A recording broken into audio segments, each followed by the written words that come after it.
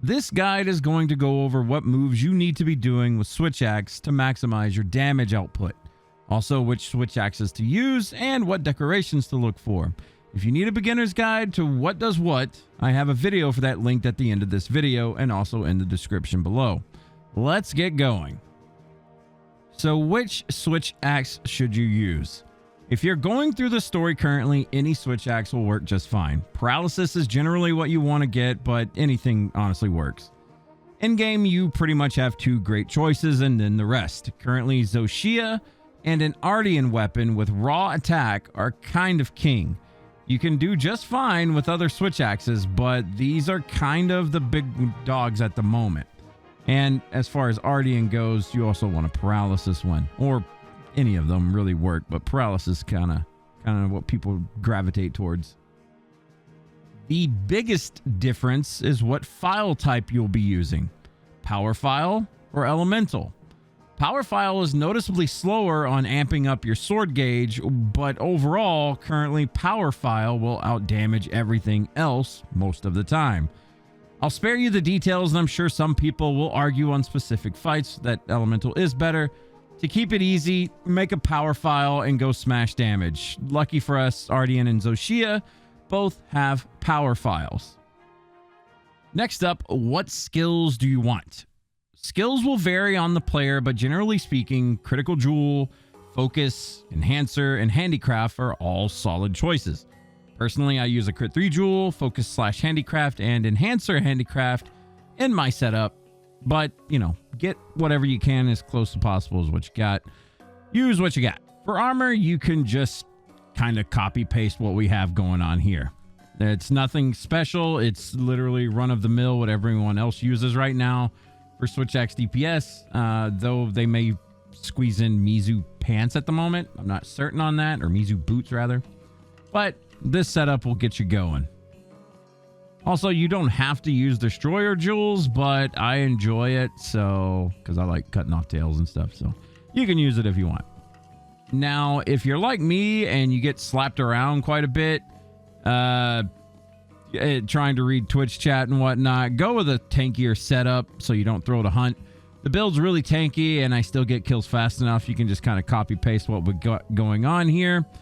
As far as jewels go, I slapped in a flare 1, random resist jewel, tenderizers, mighty jewels, medicine jewels, defense jewels to crank it to the max, and you're set. It's really hard to die with this setup, so if you're struggling, honestly, try this out. Like, you got so much defense, it's ridiculous. Now on to the meat and potatoes of this guide, how to play switch axe. I'm going to assume that you know the basics, and again, if you don't, I will have a video linked at the end and in the description for you to watch. The basic gist of being good with switch axe currently is understanding full release slash, or FRS, as we're going to call it from here out. Ignore zero-sum discharge. It's not competitive with damage currently. Flashy and cool, but not practical in most cases. You literally just want to spam FRS. FRS is done via having a fully amped gauge up and pressing R2 plus triangle plus circle and holding R2. Once it pops off, you have super armor. Not to be mistaken for iframes, as you will take some damage from attacks. It'll be mitigated to an extent, but it will not knock you back. To master FRS, there's two things you need to do after every FRS. You need to ask yourself a question. Do you have enough sword meter to do FRS again? If you do, tap R2 to swap back into sword mode and then R2 triangle circle again. You don't have enough sword meter to do FRS again? Hit triangle after FRS to do a spiral burst slash and axe mode. This will build your gauge up enough to hit R2 and FRS again. And it's literally that simple. Now, as you can see right here, I had enough meter. Now I don't. I hit triangle. I get enough meter back, R2, and then R2 triangle again, R2 triangle circle rather, into FRS again. Don't have the meter, triangle. Have the meter, R2, R2 triangle circle, FRS, and so on and so forth. It's literally this on rinse and repeat as much as you can on a monster. They're obviously not going to give you full ample opportunity to spam it over and over again, but sometimes you get lucky and you can get like 5 or 6 of these in a row, and it's actually insane damage. Don't mind this knockout. Don't worry about that. And congratulations, now you're a Switch Axe Pro. Some other tips and tidbits to know. Switch Axe has an offset attack with triangle circle while you're in axe mode. You won't get back-to-back knockdowns with this.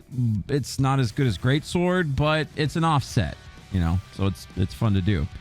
You also have a counter attack with R2 triangle in sword mode. Now, this actually counters monster roars. Use it a lot once you understand monster attack patterns. It's very, very helpful for building your amp gauge with a circle combo after you counter attack. Also, I don't have any footage of this right now, but when you're breaking wounds with Switch Axe, you are going to be in either axe mode or sword mode, depending on what you started breaking the wound on.